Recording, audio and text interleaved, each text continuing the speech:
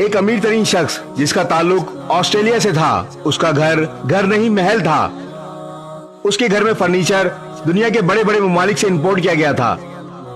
उसकी बाथरूम में पहन के जाने वाली चप्पल कई हजार डॉलर की थी। गर्ज ये कि दुनिया की कोई नेमत ऐसी नहीं थी जो उस शख्स के पास ना हो। वो दुनिया की जो चीज चाहे बआसानी खरीद सकता था। वो दीन से कोसों दूर सिर्फ नाम का मुसलमान था। लेकिन उसकी जिंदगी में इनकलाब आया और उसकी जिंदगी का रुख मुड़ गया। एक दिन डॉक्टर्स ने उसको बताया कि उसको कैंसर हो गया है और वो सिर्फ 7 माह का मेहमान है।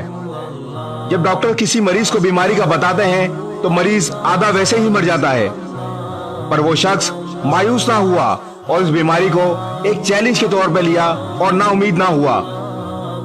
उसने 7 माह को अल्लाह की दी हुई नेमत समझा और उसे समझ आ गया कि उसकी माल और दौलत की क्या हैसियत है।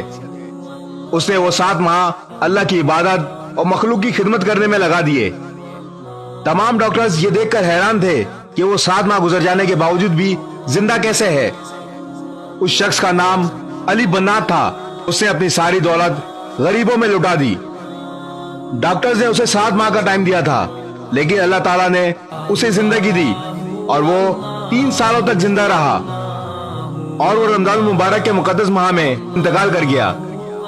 अली बन्नात ने ये पैगाम दिया कि दुनिया माल व दौलत कमाने का नाम नहीं, जिंदगी दूसरों में खुशियां बांटने का नाम है।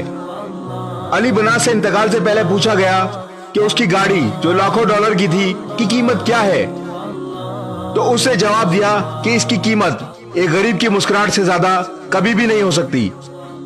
हमें भी एक मोहलत मिली हुई है और वो नामालूम मोहलत है, ना जाने कब ये सांस टूट जाए। आपके पास अभी भी वक्त है। अपनी आखिरत की फिक्र करें और अल्लाह ताला को राजी कर लें। इस वीडियो को शेयर जरूर करें। हो सकता है आपके एक शेयर से ये बात किसी के दिल में उतर जाए।